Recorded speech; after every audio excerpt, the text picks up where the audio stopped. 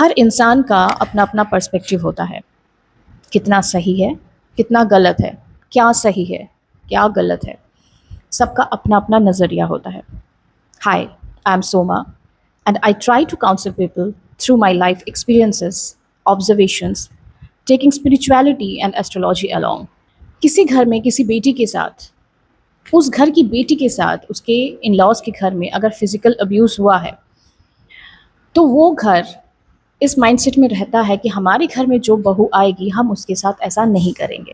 जब उनके घर में बहू आती है, वो फिजिकल अब्यूज़ नहीं करते क्योंकि उनके लिए वो गलत है, बट वो मेंटल अब्यूज़ करते हैं, इमोशनल अब्यूज़ करते हैं, फाइनेंशियल अब्यूज़ करते हैं, समटाइम्स इंटेंशनली और मेनी टाइम्स अनइंटेंशनली, क्योंकि वो खुद भी नहीं जानते हैं कि वो क्या कर रहे हैं। किसी दूसरे के घर की बेटी आपके घर में जब आ रही है, पहले से प्लानिंग एंड प्लॉटिंग होती है, खुद को रेडी किया जाता है इस बात के लिए नहीं कि उसके आने के बाद उसे इस घर में मर्ज करने में हम कैसे उसको हेल्प करेंगे, हम क्या क्या कर सकते हैं कि उसको ईजी फील हो, हम क्या क्या कर सकते हैं कि उसको यहाँ पे सेफ़ एंड सिक्योर फील हो।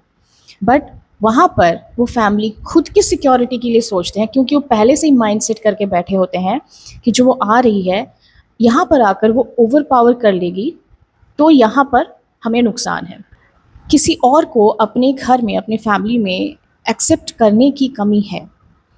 एंड दिस इज़ समथिंग जो इंडिया में ऑलमोस्ट शायद 90% से ऊपर फैमिली के साथ यही होगा।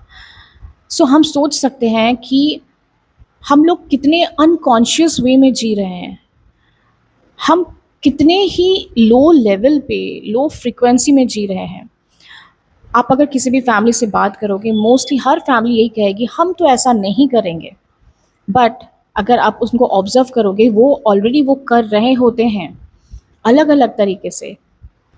फिज़िकल अब्यूज़ नहीं है, ओके, हाथ नहीं उठाया, बट बोला जा रहा है, किसी और घर की, उसी फैमिली की किसी और बहू के साथ कंपैरिजन किया जा रहा है, रंग के ऊपर बोला जा रहा है, एजुकेशन के ऊपर बोला जा रहा है, हाइट के ऊपर, उसके फिज़िक के ऊपर, किसी ना किसी बात पे बोला ही जा रहा है। और उनको इस बात का आभास तक नहीं है कि उनकी कही हुई हर छोटी छोटी बातें उस इंसान को, जो उनके घर में नई आई है, जो जिसने एक नया लाइफ शुरू किया है, वो धीरे धीरे टूट रही है।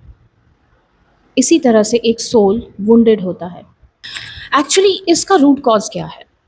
क्यों ऐसा होता है कि जब कोई नई लड़की उनके घर में आती है, उनकी फैमिली का मेंबर बनने के लिए आती है, और शायद बहुत सारे सपने लेकर भी आती है, लेकिन वो फैमिली डर जाती है, उन्हें इनसिक्योर फील होता है। ऐसा क्यों है?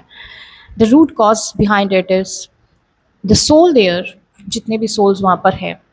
स्पिरिचुअल ग्राउंड पे अगर मैं बात करूँ, स्पिरिचुअल ग्राउंड पे yes of course there is some karmic depth, जिसकी वजह से वो लड़की वहाँ पर आ रही है। उसके कुछ कार्मिक डेप्थ्स को बैलेंस करना होगा, उस फैमिली में उसको कुछ देना भी है, कुछ लेना भी है, सब कुछ दैट इज़ देयर, उसको तो हम इग्नोर कर ही नहीं सकते।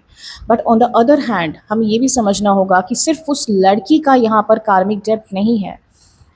इनफैक्ट जितने फैमिली मेम्बर्स उसके आने से इनसिक्योर हो रहे हैं, वो सोल्स अनहील्ड हैं। उन सोल्स का भी अपना एक जर्नी है। शायद वो अपनी जर्नी पे ध्यान दे ही नहीं पाएंगे, शायद वो अपने उन ट्रॉमास को देख ही नहीं पाएंगे जब तक वो फोकस नहीं करेंगे कि उस लड़की के आने से हम ऐसा क्यों फील कर रहे हैं।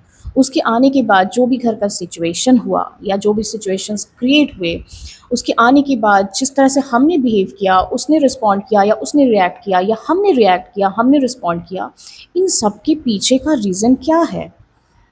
ये सिर्फ एक नॉर्मल लाइफ जीने का हम लोगों के लिए नहीं है। हम जो भी इस धरती पर हैं, we are not here just to live a life. हमने शादी की, बच्चे पैदा किए, लाइफ जी लिया, we are not here just for that. We all have a purpose. The soul purpose is for the soul to learn and evolve. That is the soul purpose. इसके अलावा भी और पर्पस हैं जिस पे हमें फोकस करना है, उस सोल की ग्रोथ के लिए करना है। So, to bring that balance in a family, to bring that peace in a family, to understand कि हर एक इंसान का अलग अलग पर्सपेक्टिव होता है, but leaving that behind, it's very important to see humanity क्या कहती है। इट्स इम्पॉर्टेंट कि हर इंसान अपनी सोल जर्नी पे ध्यान दे, अपने ऊपर फोकस करे,